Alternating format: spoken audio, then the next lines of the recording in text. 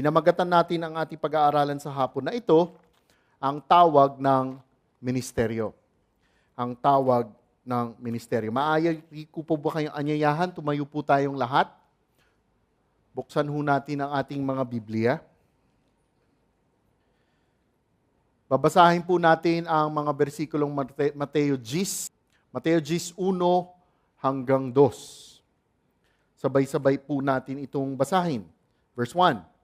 Tinipon ni Jesus ang 12 alagad at binigyan sila ng kapangyarihang magpalayas ng masasamang espiritu at magpagaling ng mga may karamdaman. Ito ang mga pangalan ng 12 apostol, si Simon na tinatawag ding Pedro, at si Andres na kanyang kapatid, sina Santiago at Juan na mga anak ni Zebedeo. Tayo po ay magdasal. Diyos Amang makapangyarihan, tunay pinupuri ka namin dahil kayo ay tapat. Kayo po ang may hawak ng lahat, kayo po ang may kapangyarihan sa lahat. Aming dasal, Panginoon, sa hapon na ito, sa aming pag-aaral dito sa libro ng Mateo, buksan po ninyo ang aming mata, isipan at puso na aming itong tunay na maintindihan, maisabuhay at maibahagi sa ibang tao. Panginoon, bigyan niyo po akong kalakasan, linaw ng pananalita, linaw ng pag-iisip, at ako'y maging tapat lamang sa iyong banal na salita. Ang lahat ng ito'y tinataas natin sa ngalan ng inyong anak, Panginoong Hesukristo. Amen. Magsiupo po tayong lahat. Okay, nasa Mateo 10, verse 1 hanggang verse 2 po tayo. Sa totoo lang ho, ang storya sa likod nito, yung unang pagkakahati, nito ay pag-aaralan natin Mateo 10:1 hanggang 4. So nag-umpisa siya, pag-aaralan natin yung 12 apostol. Kamakailan, hinati ito na lamang sa 4 na sa apostol. At kamakailan ulit, hinati na lang sa 2 apostol. Ngunit ngayong hapon, kukunin lang natin isang apostol. Okay, tayo po ay mag-umpisa na. Ano po ang gagawin ninyo kung may naiatas sa inyo o naiutos sa inyo na magbuo kayo ng isang napakalaking proyekto? Di ba? Kuwari sa trabaho po natin, minsan tayo ay naaatasan gumawa ng isang napakalaking proyekto. Kung sa mga estudyante naman dito, minsan kayo sa eskwelahan ninyo, kayo ay nauutusan na gawin ang isang matinding programa o isang matinding proyekto. Ano ang ginagawa ninyo? Ang normal na ginagawa natin ay agad tayo ay nag-uumpisa magplano. Titingnan kaagad natin yung mga detalye na kakailanganin para sa programa, para sa ating proyekto. At isa sa tinitingnan kaagad natin ay yung gagastusin natin sa proyekto natin. Ano yung mga pangangailangan? Sa English, tinatawag na resources.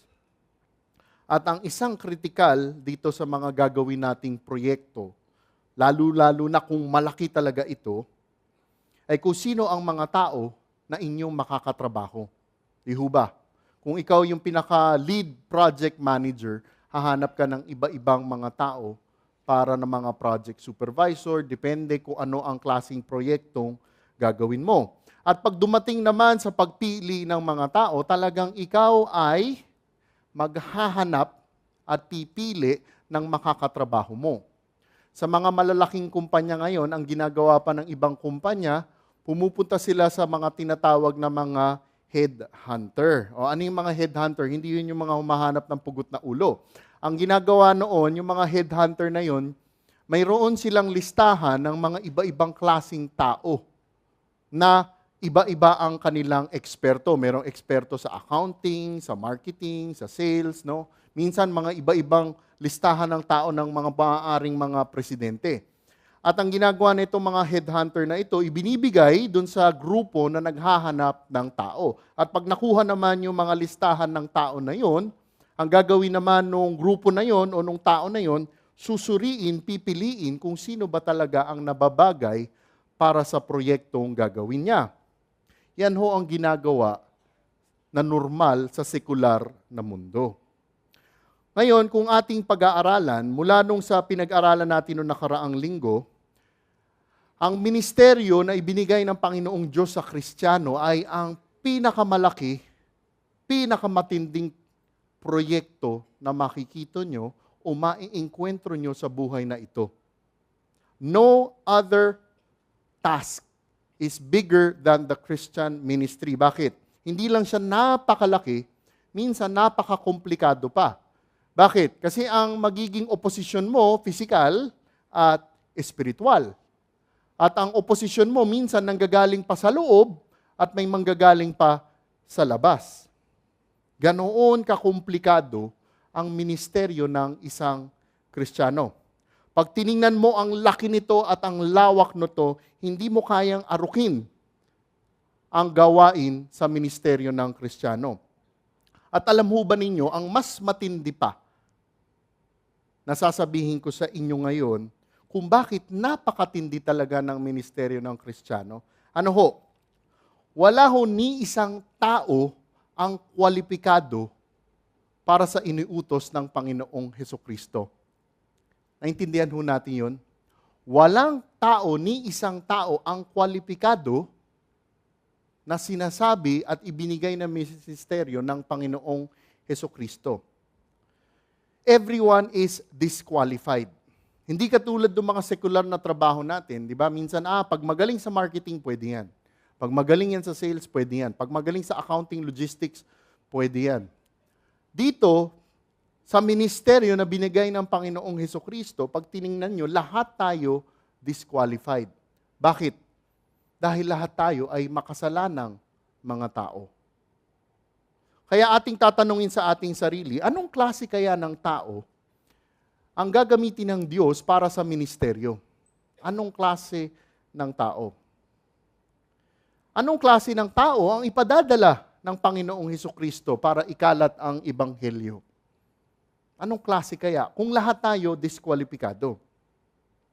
At ito pa, paano kaya ito maisa sa katuparan at magiging tunay na isang ministeryo ayon sa pinlano ng Panginoong Hesukristo? Paano kaya ito magiging totoo? Paano kaya maisa sa katuparan ito?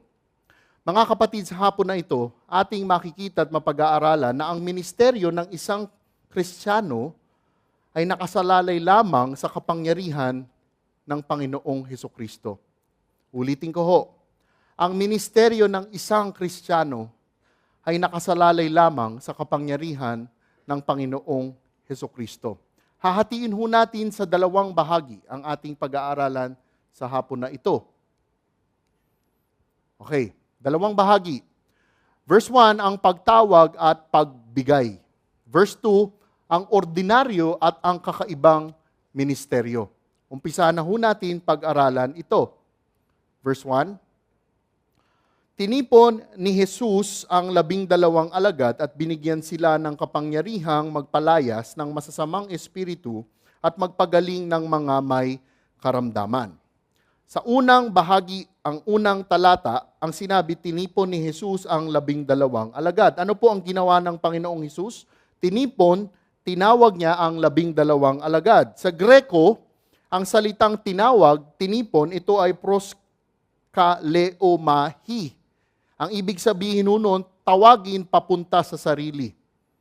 Itong kwento po na ito ay may isa ring kwento na binabanggit sa Lucas 6, versikulo 12. Parehong kwento ho to, pero ang sumulat ay si Lucas. Ano po ang nakalagay sa Lucas 6:12? Bago po tinipon, bago tinawag ang 12, ano ang ginawa ng Panginoong Jesus? Verse 12, nang panahong iyon, umakyat si Jesus sa isang bundok at magdamag siyang nanalangin sa Diyos. Kinaumagahan, tinawag niya ang kanyang mga alagad, pumili siya sa kanila ng 12 at sila'y tinawag niyang mga apostol. Ayon sa verse 12, ano ang nakasaad na ginawa ng Panginoong Hesus? Siya po ay nanalangin bago nila sila tinawag. Sa nakaraan nating pong pag-aaral noong nakaraang linggo, tayo ay tinuruan, tayo ay inutusan ng Panginoong Hesukristo na bago simulan ang ministeryo ay ano ang kinakailangan gawin natin? Kinakailangan na tayo ay manalangin sa may-ari, sa Panginoon ng anihan para mismo ang may-ari ng anihan, ang Panginoon ang magpapadala ng mga manggagawa. Kaya't makikita natin mismo sa Lucas 6 na mismo ang Panginoong Hesus ang nagbigay ng ehemplo sa atin bago niya tinawag ang kanyang mga disipulo. Kailangan po kasi natin maiintindihan na di lang po 12 ang disipulo ng Panginoong Hesukristo. Pag tiningnan ho ninyo ang bagong tipan, mas marami pa po sila talaga sa 12. At makikita nga natin ang katibayan niyan sa libro ng Gawa, Kabanata 1. Pag binuksan ho ninyo ang inyong mga Biblia, makikita natin ang ibang halimbawa diyan kung sino pa ang ibang disipulo. Naalala ho ninyo, di ba, meron siyang 12 apostol. At ang isa sa mga apostol ay si Judas ay nawala ho. Kaya't 11 na lang ho. Pero kailangan ho kasi 12. Ano ang ginawa ng mga apostol nang umakyat na sa langit ang Panginoong Hesukristo? Ano ang kanilang ginawa? Sila ay una munang nagdasal. Pagkatapos nilang magdasal, nagbigay sila ng kwalifikasyon kung sino sa mga ibang disipulo ang dapat maging apostol. At nung nilinis na nga nila ang kanilang listahan, natira na lang ho ay 2 disipulong kanilang pagpipilian. Ang mga disipulong yan, pag tinignan nyo sa libro ng Gawa 1, ay si Matias at si Jose na tinatawag na Barsabas, na kilala rin sa pangalang Husto. Kaya't bukod dun sa kanyang mga disipulo na binanggit, mayroon pa ho siyang ibang disipulo. Hindi lang po sila 12. Muli, bago tinawag ng Panginoong Hesukristo ang 12 disipulo niya, ay nagdasal muna po siya. Tingnan po muna natin ngayon kung ano ang ginawa ng Panginoong Hesukristo. Kanya pong tinipon, kanyang tinawag ang 12 pinili niya. Muli, uulitin ko na ito dahil tinuro na ito nung isang linggo. Bago tinipon ng Panginoong Hesukristo ang 12 niya, ano ginawa niya? Siya ay nagdasal. Sinabi niya sa Mateo 9, noong nakaraang linggo nating pag-aaral, kung gaano kalaki ang anihan. Sinabi niya rin kung gaano kakaunti ang mga manggagawa. Ngunit, dapat ano ang unang gawin natin? Kailangan ipagdasal natin sa Diyos ng anihan, sa Panginoon ng anihan, na ipadala niya ang manggagawa. Pag tinignan niyo ho yung salita na manggagawa sa Greko, ang salita po na yun ay ergates. Ano ho to? Bakit ko sinasabi yung salitang ergates? Ang ergates, ang ibig sabihin nun, talaga ay isang guro. At hindi lang basta isang guro. Pag tiningnan nyo yung salitang manggagawa na yun, ergates, ginamit din sa 2 Timoteo 2, versikulo 15. Sinasabi ni Pablo kay Timoteo na ang isang manggagawa, a workman of God, is faithfully dividing the word. Ano ho ang ibig sabihin na sinasabi ko pong ito? Ang manggagawang hinihintay natin sa Panginoong Diyos ay hindi basta-basta ordinaryong manggagawa. Ito ay mga manggagawang tapat sa pagtuturo at pag-aaral ng salita ng Diyos. Kaya nga ho ang ministry principle na dapat talagang susundan bago tayo mag-umpisa ng ministeryo hanggang walang ipinadadala ang Panginoong Hesukristo ng skilled worker, we do not start the ministry.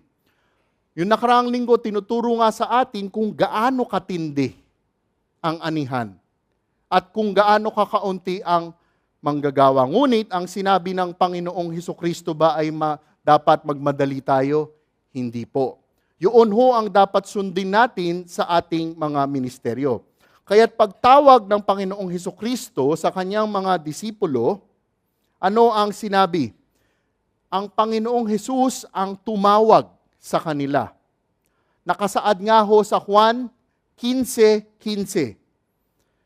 Hindi ninyo ako pinili, kayo ang pinili ko. John 15:16. Hindi ninyo ako pinili, kayo ang pinili ko. Ang Panginoong Hesus ang pumili at tumawag sa kanila.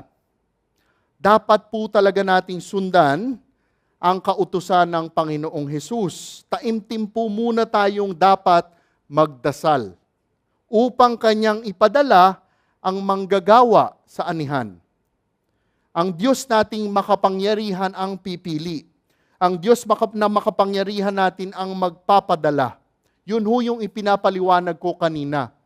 Hindi ho basta-basta kung may pangangailangan ay agad tayong papasok. Hindi ho. Until God sends the leader, a workman, the worker, skilled worker to teach, only then we will start with the ministry. Matapos nga pong ipakita ng Panginoong Hesus ang tindi ng aanihin at kakaunti ang manggagawa, hindi po sinabi ng Panginoong Hesus na hindi niya sinabi na mataranta tayo. Hindi din niya din po sinabi na okay lang tayo magkompromiso. Hindi din po niya sinabi na pilitin mong palakihin mo ang mananamba mo para makakuha ka ng mga leader mo. Hindi ho ganon. Ang utos at turo ay magdasal po muna tayo. At ito ang ibinigay na ehemplo ng Panginoong Hesukristo. Tingnan naman natin yung salitang pagtawag. Pagtawag ng Panginoong Diyos. Ang pagtawag po ng Panginoong Diyos ay maaaring hatiin natin ng 4 na kategorya, 4 na phases. Ang unang stage, ang unang phase ay ang pagtawag na tinatawag nating tawag ng kaligtasan. Yun ho ang unang stage. At makikita natin ng isang ehemplo po nito ay ang pagtawag ng Panginoong Hesus sa kanyang mga unang disipulo patungo sa kanya, patungo sa sarili niya. Para sa mga unang disipulo niya, ito ang ginawa niya. At makikita ninyo nga yan sa Juan, versikulo 1. Makikita nating unang tinawag niya si Juan, Andres at Pedro. Makikita natin tinawag niya ang mga ito patungo sa kanya. Maaari nga ring makikita ho natin dito sa pagtawag na ito, sasabihin nga natin, ngunit si Andres, di ba siya ang naghanap sa Panginoong Hesukristo? Hindi. Pag tiningnan ninyo, ang Panginoong Hesukristo mismo ang nagpakita sa kanila kung sino siya. Tinawag sila ng Panginoong Hesus sa pamamaraan na hinayaan nilang makita siya, na siya ang pinakaiintay na Mesaiya. Jesus allowed them to see Him as the promised Messiah. Mga kapatid, yun yung unang stage ng pagtawag, ang pagtawag ng kaligtasan. Okay, tingnan po naman natin yung ikalawang stage, ikalawang pagtawag. Ano ho yung sinasabi dito? Naalala ho ninyo yung pagtawag naman sa kanila kay Andres, Pedro, si Juan at si Santiago nung sila ay nangingisda. Kinuha na natin sa libro ng Mateo yon. Di ba nangingisda sila, tinawag sila ng Panginoong Hesus, sumunod kayo sa akin, come follow me, I will make you fishers of men. Yun ang ikalawang stage ng pagtawag sa kanila. Ang pagtawag at pagtalikod nila sa sekular na trabaho nila. Tinawag sila ng Panginoong Hesus bilang permanenteng pagsunod sa Kanya upang maturuan sila. Yun po ang tinatawag na second stage of calling doon sa mga disipulo. At ang ikatlong pagtawag, the third stage, ay yung pag-aaralan po natin ngayon sa Mateo 10, itong kabanata na ito. Ang pagtawag na ito ay ang stage na palalabasin na po sila. Padadala sila. Ngunit, hindi pa sila ito yung huling stage. Ang stage na ito, kumbaga sa trabaho, OJT, on the job training. Sa iba, tatawagin itong internship. Kung inyong bibilangin, meron na po silang mga 18 buwan na sila ay tinuturuan. From the time they were first called as disciples. 18 months na po sila tinitrain ng Panginoong Hesus. At sa kabanata, Mateo 10, pinadadala po sila, OJT, internship. At ang intensyon ng pagpapadala sa kanila ay ano po? Training na sa kanila. At pansinin ninyo, ang pagpapadala sa kanila ay hindi isa-isa, kung hindi dalawa-dalawa. Partnership, internship, OJT. Bakit ho ganito? Nais ng Panginoong Hesus na makita nila ang mga maaaring maging problema na haharapin nila. Hinahayaan po talaga silang dumaan sa mga pagsubok sa ministeryo. At hindi lang po naman sila hinahayaan dumaan sa mga problema, ngunit sila rin ay hinahayaan makaranas ng mga tagumpay. Kaya't ang stage na ito, stage 3, ay parang lalabas sila, babalik sila. Lalabas sila, babalik sila. Patuloy ang training nila. At habang OJT sila, patuloy pa rin tinuturuan sila. Ito ho yung ikatlong stage ng pagtawag sa mga disipulo. At nandyan po tayo sa kabanata na ito. Ano naman ang fourth stage? Ang fourth stage ng pagtawag ng Panginoon ay nakasaad naman sa libro ng Gawa, versikulo 1. Nung nanahan na sa kanila ang Espiritu Santo. Naalala ho nang umakyat na ang Panginoong Hesus sa kalangitan ay ipinadala niya na ang Espiritu Santo. Nang nanahan na ang Espiritu Santo, ano na ho ang utos sa kanila? Sa Mateo 28, sila ay hahayo na sa buong mundo upang gumawa ng mga disipulo. At hindi na sila 2 by 2. Isa-isa na ho ang labas nila. At makikita nga ninyo yan sa Mateo 28. Ngunit, pag-aaralan natin ang Mateo 28, siguro pagkatapos na ho ng mga 2 o 3 taon. Nasa Mateo 10 pa lang ho tayo. Kaya't sila nga ay tinipon, tinawag ng Panginoong Hesukristo. Ano ang ginawa ng Panginoong Hesukristo? Tinipon ni Jesus ang 12 alagad at binigyan sila ng kapangyarihang magpalayas ng masasamang espiritu at magpagaling ng mga may karamdaman. Ano ang ginawa? Binigyan sila ng kapangyarihan. Sa Greko, exousia. Exousia. Power, authority, the right. Ano yung power nila? Ano yung authority nila? Para magpalayas ng mga masasamang espiritu at magpagaling ng anumang karamdaman. Okay. Third stage ito ng tawag. Third phase.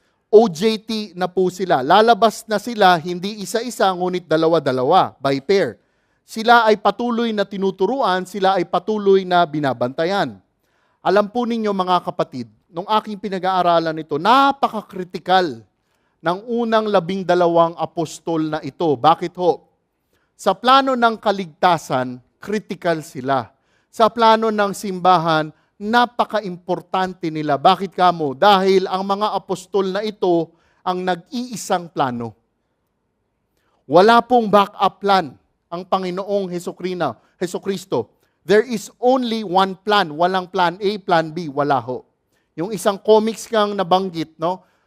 Comics lang ho ito, hindi ho ito totoo. Nasa kalangitan ng Panginoong Hesus, kausap niya si Angel Gabriel.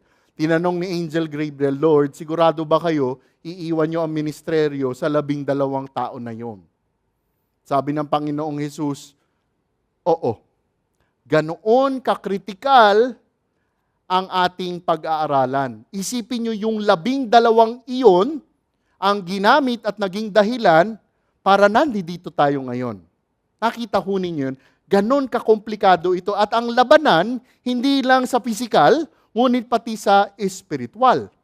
Ganoon kakritikal ang ginawa ng Panginoong Hesus sa unang disipulo, unang apostol, wala siyang backup, wala siyang plan B. Okay, ang mga apostol po na ito ay tinuruan ng 18 buwan mula nang sa kanilang pagkatawag. Sasabihin mo, grabe, 18 months lang, di ba? Iisipin mo, ako, dinidisciple na ako. Mga 4 years na yata ako, yung dinidisciple ako, lagpas 8 taon na yata mula noong una. Pero ganito ho ang ginawa ng Panginoong Hesus, ha? Isipin nyo ito. Jesus was discipling them full time. Tayo, pag nag-a-attend ng Bible study, once a week for 1 or 2 hours. Kalahati pa dyan sa 2 hours na yan, kwentuhan, kainan. Tama ho ba? Ang Panginoong Hesukristo, 24 hours a day, 7 days a week for around 3.5 years. Kahit bilangin nyo yun, computin nyo yun, hindi natin aabutan ang ginawa ng Panginoong Hesus. Ngayon, 18 months, 24 hours a day, 7 days a week. Nakatutok ang Panginoong Hesus. Sila ngayon ay ipadadala na, intern na, on-the-job training na. Kaya nga't pag tiningnan nyo, ang tawag na po sa kanila ay mga apostol. Nakalagay sa verse 2. The sent ones. Tinuruan na po sila, ngayon ipapadala na sila. Iyan po kasi talaga mga kapatid, ang plano at intensyon ng Panginoong Hesukristo. Iyan din ang plano ng Panginoong Diyos para sa ating ngayong mga Kristiyano. Para i-train at ipadala niya. Ngayon naman, nakita na natin kung ano ang ginawa ng Panginoong Hesus. Binigyan sila ng authority, exousia, power, kapangyarihan, magpalayas ng mga masasamang espiritu, magpalayas ng mga demonyo, at di lang po yun, binigyan din sila ng kapangyarihang magpagaling ng anumang karamdaman at kapansanan. Ang tawag nga dito ni Apostol Pablo, ang regalo ng milagro, gifts of miracles. Gift of dunamis. Kaya't binigyan sila ng ganitong kapangyarihan. Ngunit, ang kanilang tunay na misyon ay magpagaling at magpalayas ba ng demonyo? Hindi ho. Hindi ho yun ang kanilang misyon. Pag tiningnan ninyo sa verse 6, Mateo 10, verse 6, sa halip, hanapin ninyo ang mga nawawalang tupa ng sambayanan ng Israel. Humayo kayo't ipangaral na malapit nang dumating ang kaharian ng langit. Their main role, their main duty is what? To teach and to preach. Pagtuturo at pangangaral. Ito ang tunay na misyon ng mga unang apostol. Ngunit, sa pagtuturo nila, sa pangangaral nila, ano ngayon ang magiging basihan ng mga taong makaririnig sa mga turo nila? Di ho ba? Lumabas na yung 12 apostol. Magtuturo sila ukol sa kaharian ng langit. Tatanungin ng mga tao noon, ano ang basihan, bakit kita papakinggan at susundan? Yan ang gagawin ng mga tao noon. Ang gagawin nila ngayon ay ang kapangyarihang ibinigay sa kanila. Pagpapalayas ng demonyo at pagpapagaling ng kahit anumang karamdaman. Kahit ano, hindi sakit ng ulo, hindi sakit ng tiyan. Kung anong ginawa ng Panginoong Hesus, siya rin ang gagawin nila. Bakit ho sila may kapangyarihang ganoon? Ganito ho yung mga kapatid, kasi nung panahon na iyon, hindi pa ho kumpleto ang salita ng Diyos. Nakuha ho ninyo yun. They were given the authority as proof that they are truly the holy ones sent by God Himself. So as they went out, as they were teaching, preaching, the main evidence that they are truly God-sent are the power to cast out demons and heal all kinds of sickness, all kinds of diseases. Inyong tatanungin, so ngayon, kailangan pa ba natin ng mga power na ganon? Hindi na po. Kasi ho, kumpleto na ho ang salita ng Diyos.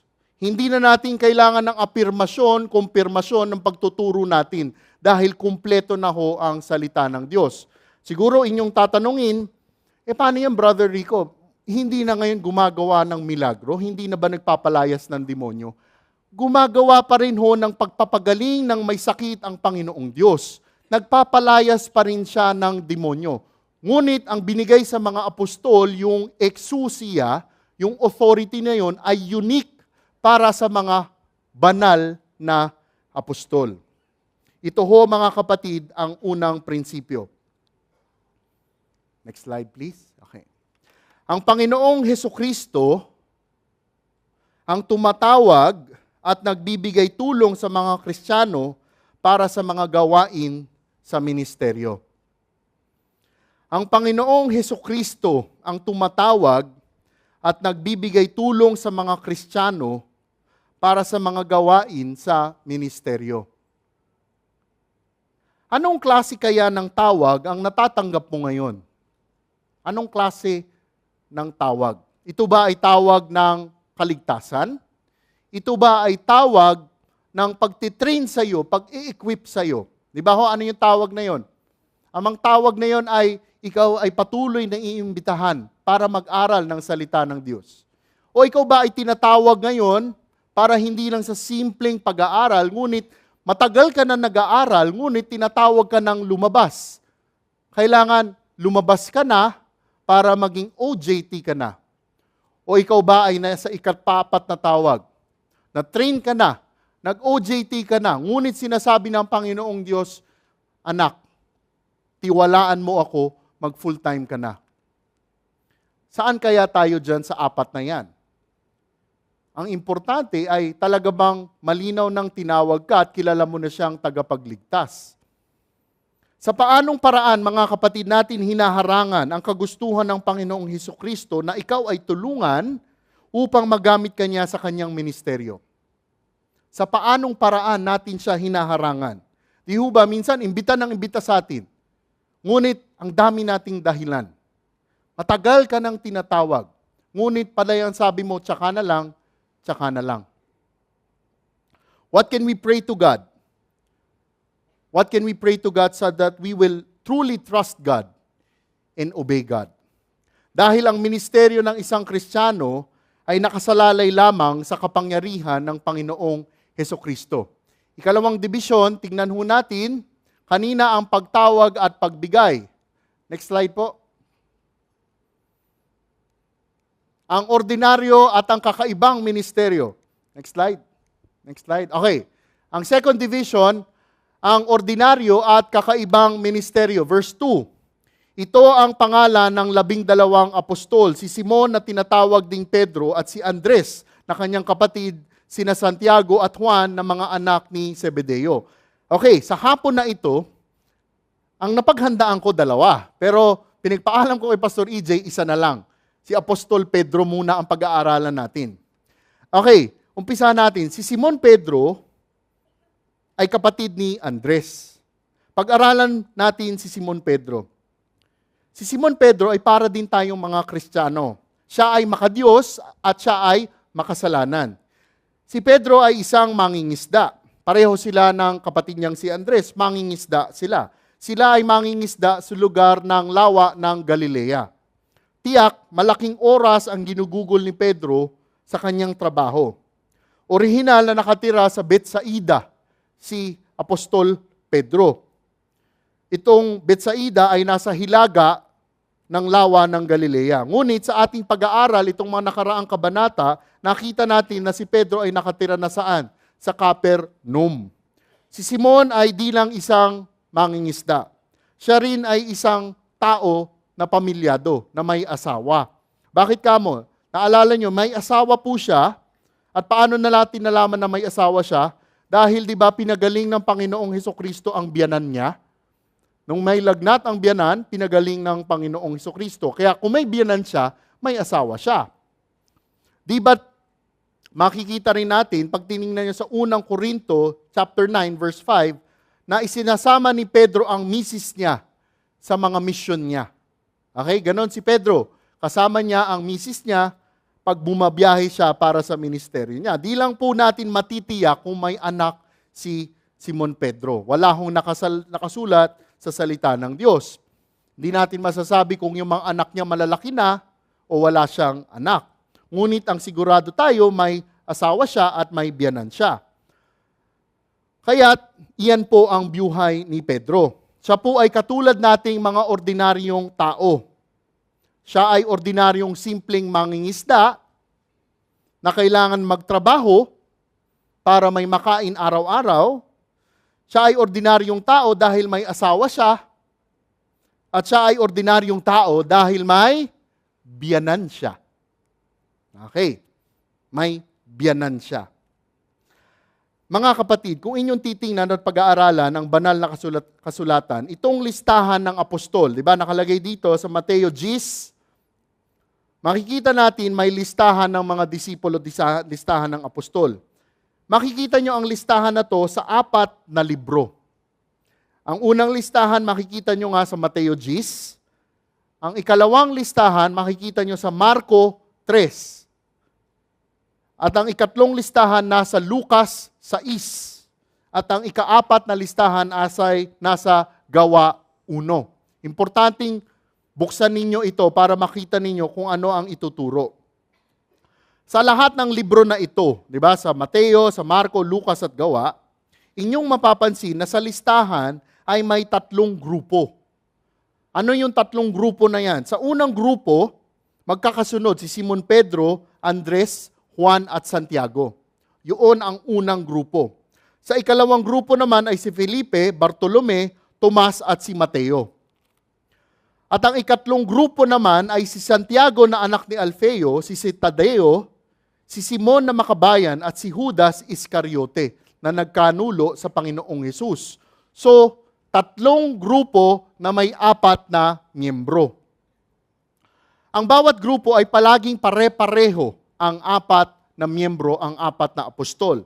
Palaging ganoon ang pagkakagrupo nila. Kung inyo nga pong titingnan, ang unang apat ay ang mga unang tinawag na apostol. Sino-sino sila? Si Pedro, si Andres, si Juan at si Santiago. Sila ang unang tinawag.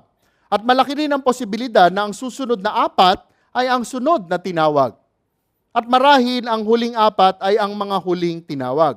Ngunit kapansin-pansin, ang unang apat na apostol ay sadyang maraming impormasyon ang malalaman ninyo ukol sa kanila. Napakarami ho. Makikita ninyo sila sa apat na tinatawag na Gospels.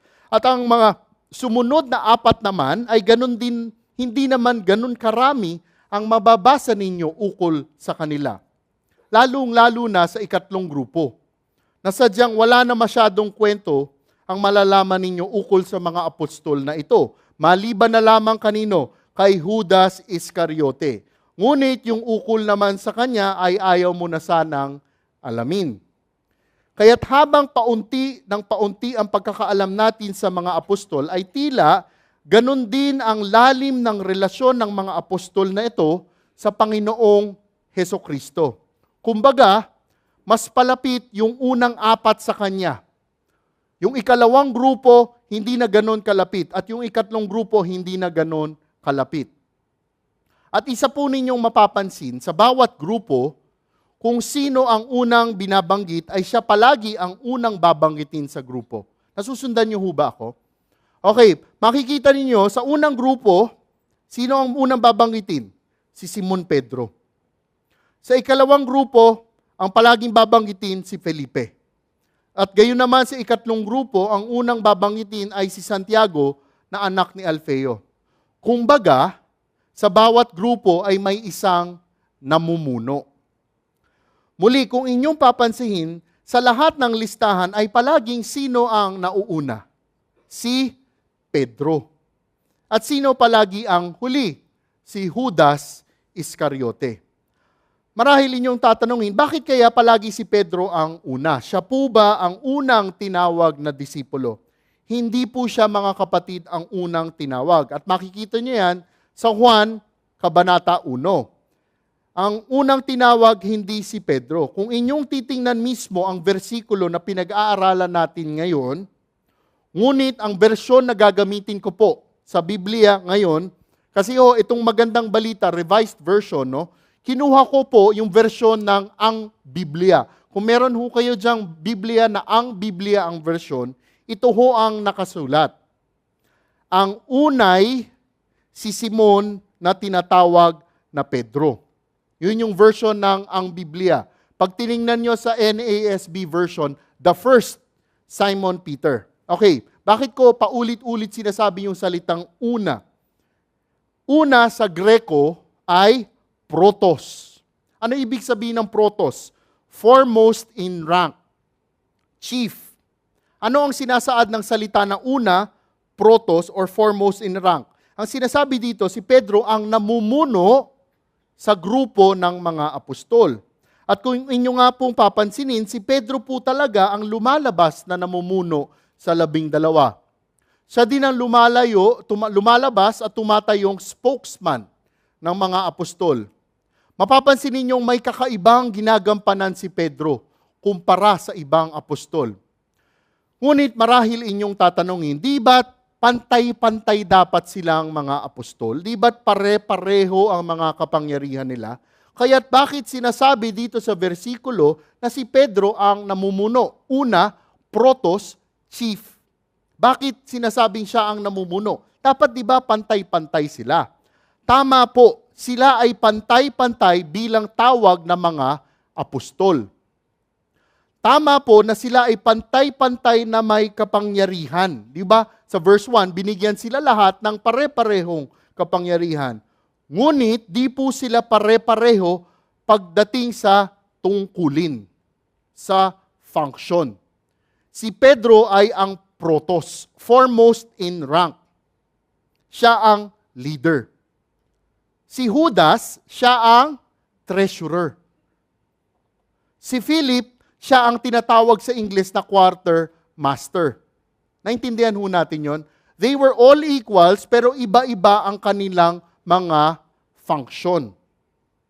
Meron po talagang mga leader sa grupo ng mga leader at wala pong masama doon. So Peter functioned as the leader. Tingnan naman natin ang pangalan na Pedro at Simon. Okay, unahin natin yung salitang Simon. Simon, napaka-ordinaryo po ng pangalan na iyan. Sa bagong tipan, 7 nga ang inyong matatagpuan na may pangalan na Simon. Sa katunayan, sa listahan ng 12, makikita nyo kaagad, 2 ang pangalang may Simon. Kaya't ordinaryo po talaga ang pangalan na Simon. Makikita ninyo ang buong pangalan ni Simon ay ano? Simon, anak ni Jonas. Simon Bar Jonas. Okay. Makikita niyo sa Mateo 16, versikulo 17. Simon Bar Jonas. Ang Bar, ang ibig sabihin nun, son of John, son of Jonah, or son of Jonas. Yun ang buong pangalan niya. Simon Bar Jonas. Kung inyong titingnan din sa Lucas 6, versikulo 14, si Simon ay binigyang ng bagong pangalan ng Panginoong Hesus. Nakasaagad nga, sila ay sina Simon na pinangalanan niyang Pedro. Kung inyong titingnan, ang Panginoong Hesukristo ay may dahilan kung bakit niya siya binigyan ng bagong pangalan. Hindi lang siya binigyan ng pangalan para ito ay cute. Di ba? Wag na Simon, tawagin na lang ikaw Peter. Hindi dahil mas cute ang salita or pangalan na Peter. May dahilan po ito. Ang pangalan na Pedro, ang ibig sabihin sa Greko ay stone or rock. Greek word Petros. Sigurado ko narinig nyo na ito. Ang Aramaic naman yan ay Cephas. Okay, balikan natin mamaya yung Pedro. Tingnan muna natin yung pangalan na Simon. Kung inyong papansinin, 2 klase kung paano gamitin ng Panginoong Hesukristo ang salitang Simon o ang pangalan na Simon. 2 klase niya gamitin ito kay Simon Pedro. Unang gamit niya sa pangalan na Simon ay tuwing tatawagin siya sa sekular na buhay niya. Yung pang-araw-araw niyang buhay dati. Halimbawa, ginamit niya ito para sabihin sa bahay ni Simon. Ano pa ho? Ang nanay ng asawa ni Simon. Isa pa ho, ang bangka ni Simon. Ganon ginagamit ng Panginoong Hesus ang pangalan na Simon. Meron pa hong isang paggamit ng pangalan na Simon. Ito yung ikalawang klase. Tingnan ho ninyo ito. Lucas 5, verse 4 hanggang 8. Babasahin ko po sa inyo. Pagkatapos niyang mangaral, sino nangangaral ang Panginoong Hesus? Sinabi niya kay Simon, pumalaot kayo at ihulog ang mga lambat upang manghuli. Sumagot si Simon, Guro, magdamag po kaming nagpagod, ngunit wala kaming nahuli. Ngunit dahil sa sinabi ninyo, ihuhulog ko ang lambat. Napansin ho ninyo yun? Parang sinasabi ni Pedro, Lord, fisherman ako, carpenter ka. Buong gabi kaming nangingisda at wala kaming nahuli. Ngunit dahil sinabi mo, gagawin ko. Ganoon nga ang ginawa nila. At ano ang nangyari? Nakahuli sila ng maraming isda. Kaya't halos mapunit ang kanilang mga lambat. Nung makita ni Pedro yon, talaga siguro na-shock siya. Nagtawag pa nga siya ng iba pang bangka para tulungan sila. Okay, yun ang gamit na pangalan, Simon. Sa unang bahagi, ito ang tawag kay Pedro, Simon. Ngunit, matapos makita ni Pedro ang nangyari at naalala niya ang kanyang sinabi, na nagkasala siya.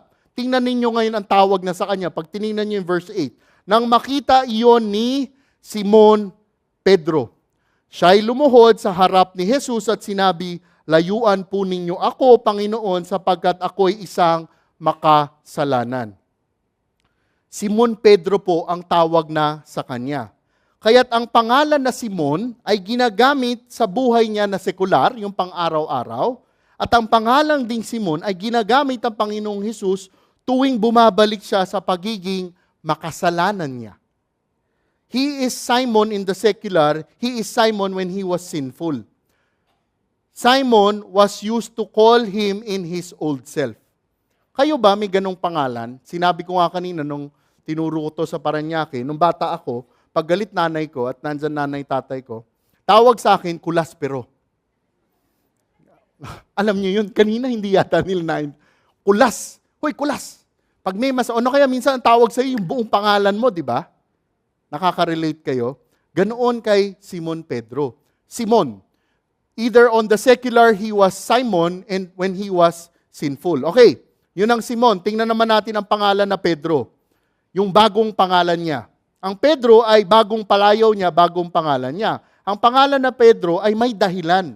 Hindi lang yan dahil cute ang pangalan na Pedro. Hindi. Ang ibig sabihin yan, Petros, bato.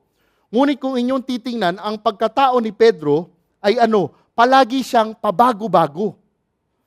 Sa English, shifty, fickle-minded. Sabi nga ng isang komentaryo, hindi siya maaasahan dahil pabago-bago ang kanyang kaisipan. Magsasabi siya, mangangako siya, ngunit di niya tutuparin. Di niya gagawin. Familiar po sa inyo ito? Di ba ganyan tayo? Sa panahon na kailangan tayo mangako, napakabilis natin mangako. Ngunit kapag naipit ka na, aatras ka na. Pinangakuan na nga kita, gusto mo, tutuparin ko pa. Yan po si Pedro. Yan din po tayo. At dahil kilalang kilala siya ng Panginoong Hesukristo, pinangalanan siyang Pedro. At yan ang isang maaaring dahilan kaya siya binigyan ng ganyang pangalan. Para laging maaalala ni Pedro na siya ay dapat parang isang bato. Ang pangalan na Pedro ay para paalalahanan siya at turuan siya. Di ba? Kung kunwari, sinabi ng Panginoong Hesukristo, Peter, iisipin ni Pedro, bato ako, bato ako, bato ako. Hindi ako magbabago. Nakuha nyo? Yan ho ang pangalan na Pedro. Tingnan po muna natin ngayon kung sino ba si Simon Pedro. Pagka kinumpara ninyo si Simon Pedro sa ibang apostol, si Simon Pedro ang pinakamaraming beses na binabanggit. Pinag-usapan siya sa unang 4 na libro ng Bagong Tipan. Makikita niyo na si Pedro ay mabilis ang kanyang bibig kaysa sa kanyang pag-iisip. Dahil mapusok siya. Si Pedro ay papalit-palit ng pag-iisip. Ngayon ganito, mamaya iba na. Hindi po masunurin si Pedro sa otoridad. Ayaw niyang magpapasakop. Siya ay palaging palaban. Makikita ninyo nga, madalas siyang kausap ng Panginoong Hesus. Bakit? Kausap siya para turuan siya. Kausap siya para itama siya. At ganito si Pedro. Si Pedro lamang ang matapang na apostol na kumontra sa Panginoong Hesus. Makikita niyo yun sa Mateo 16:22. Ano nangyari? May sinasabi ang Panginoong Hesus. Sabi niya, ang Panginoong Hesus, kailangan akong hulihin, patayin. Ano sinabi ni Simon Pedro? Isinentabi niya ang Panginoong Hesus. Verse 23, ngunit hinarap siya. Verse 22, ang ginawa ni Simon Pedro, tinabi ang Panginoon, Lord, hindi mangyayari yan.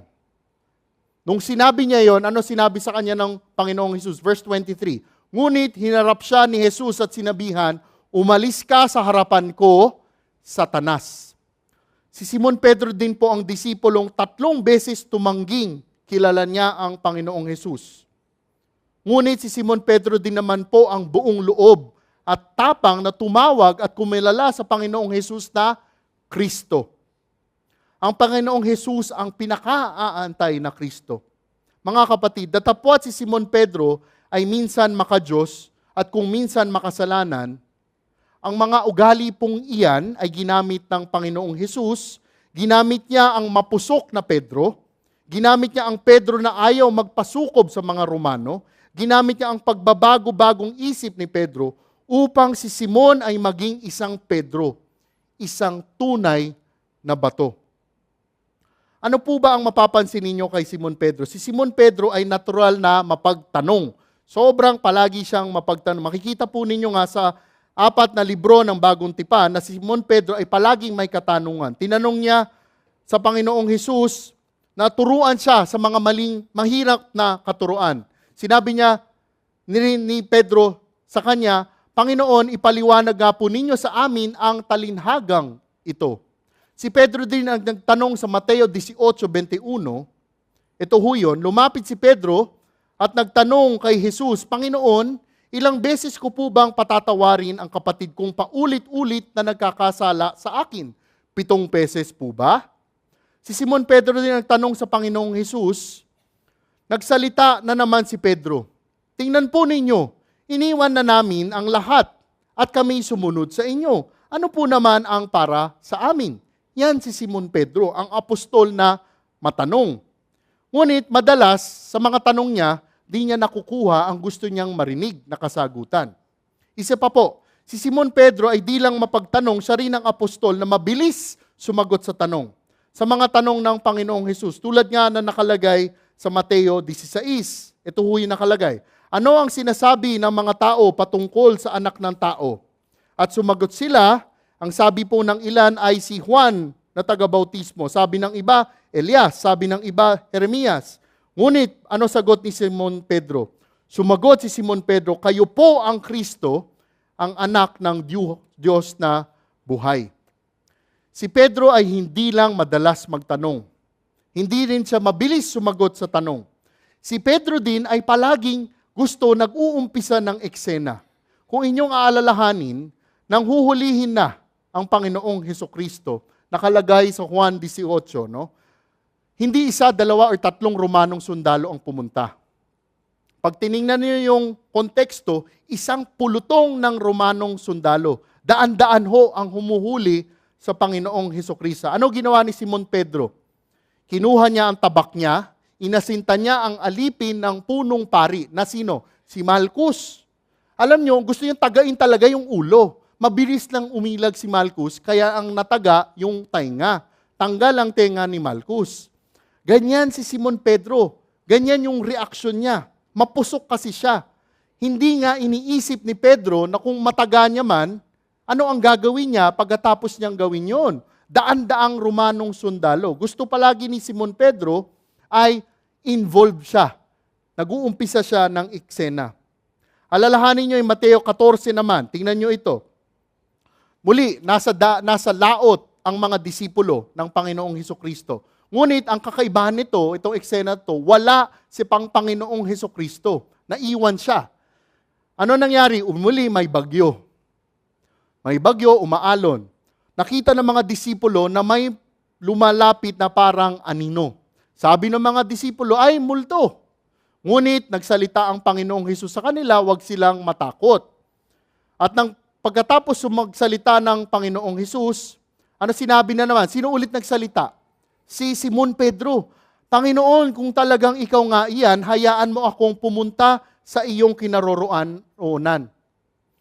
At ano nangyari? Siya ay inutusan. Muli, si Pedro ay nasa gitna ng eksena na naman. Siya ang naglakad sa tubig. Ngunit sa kanyang paglalakad, ano nangyari? Natakot siya at lumubog. Humingi ng saklolo. Agaran na inabot siya ng Panginoong Hesukristo. At siya ay tinuruan na naman ng Panginoong Hesukristo. Kaya makikita natin si Simon Pedro laging nasa gitna ng eksena. Isa pa po, nang ang Panginoong Hesukristo ay hinuli na ng mga Romanong sundalo, sa lugar, dinala siya sa lugar ng kataas-taasang pare na si Caiaphas upang tanungin at litisin, sino na naman ang nandoon? Si Simon Pedro. Pero may kasama siya, si Juan. Okay? Kasama na naman si eksena si Simon Pedro. Palagi po talaga ninyong makikita si Simon Pedro sa eksena. Sa gitna ng pangyayari, Peter would always want to be involved. Marahil inyong sasabihin, no? Bakit kaya ganun si Simon Pedro? Oo nga, involved siya sa action. Pero habang in action, palpak naman ng palpak, di ba? Ano ang ating matututunan dito? Oo nga, 3 beses niyang itinakwil ang Panginoong Hesukristo.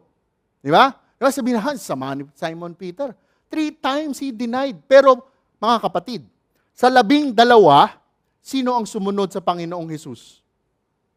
Si Simon Pedro at si Juan. Sasabihin nyo, oo nga, naglakad nga siya sa tubig. Nagduda, lumubog. Tinuruan nga siya ng Lord na, O you of little faith. Isipin nyo ito. Sa 12, sino naglakad sa tubig?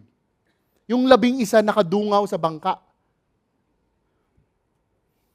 Ewan ko sa inyo, kayo lalakad kayo sa tubig? O, di ba? Pag inisip nga natin, yaan si Simon Pedro. Ang punto dito mga kapatid, may mga kahinaan nga si Simon Pedro. Ngunit, ang mga kahinaan mismong iyan, ang ginamit ng Panginoong Hesus para gawin at moldehin si Pedro upang maging kawangis mismo ng Panginoong Hesukristo. Natuto po si Simon Pedro sa kanyang mga pagkakamali. Yung mga pagkakamali na dinaanan ni Simon Pedro ang nagturo sa kanya. Simon Peter did not really learn to submit before. Ayaw niya mag-submit sa otoridad. Pero pag tiningnan niyo, unang Pedro 2:21 hanggang 23. Okay, pagkatapos ng siya ay apostol na at medyo matanda na siya, natuto ba siya on submission to authority? Tingnan niyo, 1 Peter 2. Ang pagtitiis ng hirap ay bahagi ng pagkatawag sa inyo ng Diyos, sapagkat nang si Kristo ay magtiis para sa inyo, binigyan niyo kayo ng isang halimbawang dapat tularan. Hindi siya gumawa ng anumang kasalanan o nagsinungaling kailanman. Nang siya'y insultuhin, hindi siya gumanti. Nang siya'y pahirapan, hindi siya nagbanta. Sa halip, pinaubaya niya ang lahat sa Diyos na makatarungan na humahatol. Nakita niyo yon? Nung sinulat niya na yung letter niya, natuto na siya. Isa pa ho, di ba napakayabang ni Simon Pedro, Lord, hindi ko papabayaang makulong ka o mamatay ka. He proudly stated that. He was so proud. Natuto ba siya pagkatapos niyang dininay si Christ ng 3 times? 1 Peter 5, verse 5 to 6. At kayo namang mga kabataan. Okay, kasi medyo matanda na si Pedro nung sinusulat niya ito. Siguro ganito ang nangyari. Ano turo niya? Pasakop kayo sa mga pinuno ng iglesia. Magpakumbaba kayong lahat sapagkat nasusulat, sinasaway ng Diyos ang mapagmataas. Did Peter learn? Definitely, he learned. Natuto si Simon Pedro magpakumbaba. Ito ho ang prinsipyo. Tinatawag ng Panginoong Hesukristo ang mga ordinaryong tao para magamit sa kakaibang ministeryo. Tinatawag ng Panginoong Hesukristo ang mga ordinaryong tao para magamit sa kakaibang ministeryo. Mga kapatid, ating tanungin, ano ba ang mga dahilan na binibigay mo ngayon na nagiging hadlang sa iyong pagsunod sa kanyang tawag, sa kanyang utos? Ano ang dahilan natin? Kasi isipin natin, Lord, hindi naman nakatulad ni ganyan, ni ganon. Pag tiningnan ninyo, ang mga apostol na ito ay mga ordinaryong tao. Kaya nga't ano ang mga dahilan na binibigay mo? Ang dahilan ba na yan talaga ay dahilan o umiiwas ka lang? Ano ang maaaring ipagdasal mo sa Panginoong Hesukristo upang ikaw ay tunay at lubusang sumunod sa tawag ng ministeryo? Ano ang maaaring ipagdasal natin upang tayo ay tunay na sumunod, tunay na magtiwala sa tawag ng ministeryo? Dahil ang ministeryo ng isang Kristiyano ay nakasalalay lamang sa kapangyarihan ng Panginoong Hesukristo. Sa pagtatapos, bakit po natin tinitingnan ang mga aral na ito? Bakit natin ganong kalalim tiningnan si Simon Pedro? Diba? Oftentimes kasi, we picture itong mga Simon Pedro, ang mga apostol, parang mga santo na nakalagay sa mga, ano tawag natin dyan, yung mga stained glass. Di ba? Makikita nyo si Saint Peter, Saint Andrew, Saint John. Di ba? Ganon, ang tingin natin sa kanila mga banal. Ngunit kung inyong titingnan, mga kapatid, they were just like us. Ordinary men, ordinary women. Pero alam nyo, ang kakaibahan nila at kakaibahan din natin ngayon, what's so special about the apostles What's so special about Christians? God set the apostles apart. God set the Christians apart. Because it is Christ Himself who called us, is equipping us, and enabling us. So that we will be able to work in the ministry. I'm sure narinig nyo na ito. Hindi importante na kayo ay capable. Ngunit ang importante kayo ay available. Dagdagan ko ho yun. You're not just available, but you are correctable. Ang madalas, marami gusto mag-volunteer sa available. Pero pag kinorek mo na, ayaw na. Yun ho ang kakaibahan ng mga apostol at kakaibahan ng mga Kristiyano na nagsisilbi sa ministeryo. Tayo po ay magdasal. Diyos amang makapangyarihan, pinupuri ka namin dahil tunay kayo ay tapat. Maraming salamat, Panginoon, sa mga apostol na inyong pinili, ang apostol na katulad ni Simon Pedro, na siya ay isang ordinaryong tao na katulad namin. Ngunit, Panginoon, aming dasalin na kami ay tunay na magtiwala sa iyo, tunay na magpasakop sa iyo, upang sa tawag mo kami ay sumunod para makatulong sa ministeryo. Ang lahat ng ito ay tinataas namin sa ngalan ng inyong anak, Panginoong Hesukristo. Amen.